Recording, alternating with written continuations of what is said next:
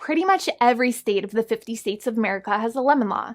Unfortunately, sometimes automobile manufacturers don't focus on the safety of the vehicle and instead focus on the safety of their own cash pocketbooks and net profits.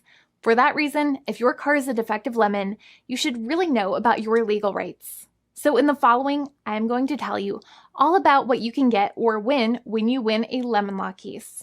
Some automobile manufacturers make a lot of money and are rich, and a lot of people hate the dealerships for taking their money and giving them a hunk of junk, the runaround, and a bunch of lies.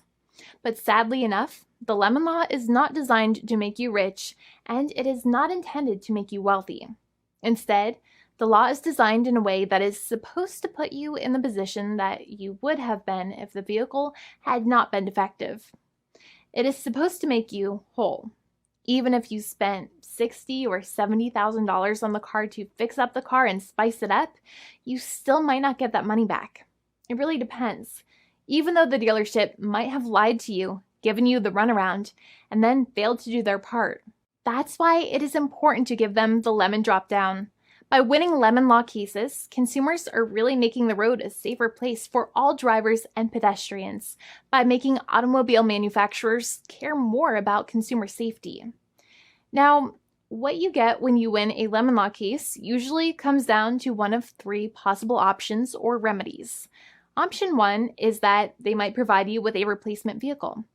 Option 2 is that they might offer you a refund or what is called a lemon law buyback. Options 3, I will discuss option 3 a little later on in this video, and it is an important option you should know about as well with some real lemon juice.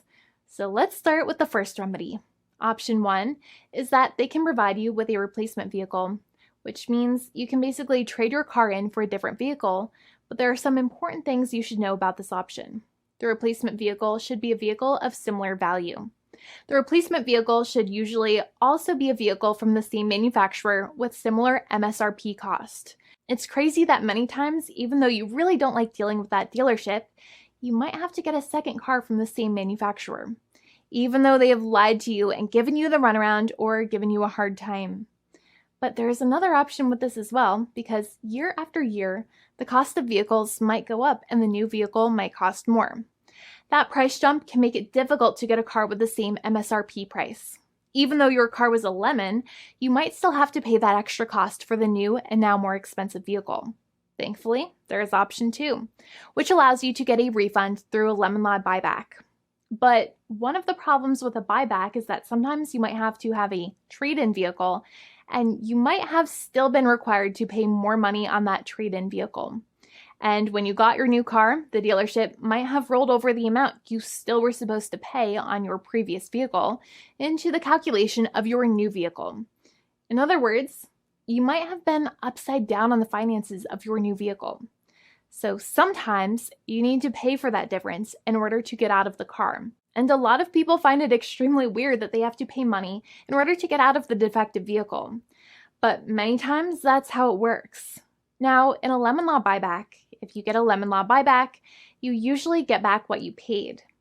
You may have bought the vehicle in a one lump sum all at once, or you more than likely had a finance or lease plan. What you usually get back is the money that you actually paid. Your hard-earned money that actually left your pocket and went straight into the pockets of the manufacturers. So think about it for a second and try to calculate about how much you paid. Think about the down payment and also add up all of the monthly payments that you have made for your car so far. It can add up to a lot of hard-earned money. In some cases, it can add up to $30,000 or more, but every case is different. Even though they accept that their vehicle is a lemon, many times the manufacturers still try to pinch pennies and also nickel and dime their customers.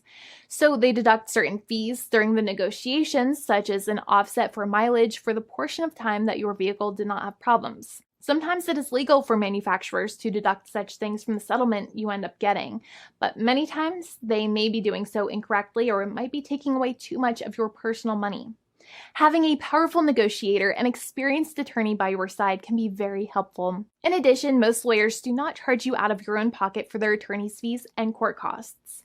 Many attorneys only get paid if they win, and if they don't win, they just don't get paid anything. Lots of attorneys spend their own money on your case, and the attorney might never get the money back. But it may make sense for the lawyer to take that risk if you have a strong case. It reminds me of being a kid and selling lemonade and spending my piggy bank coins and quarters to make the lemonade, even though I was never sure if I would make my money back. But when I made amazing lemonade, everybody would want it. We would all be happier as a result.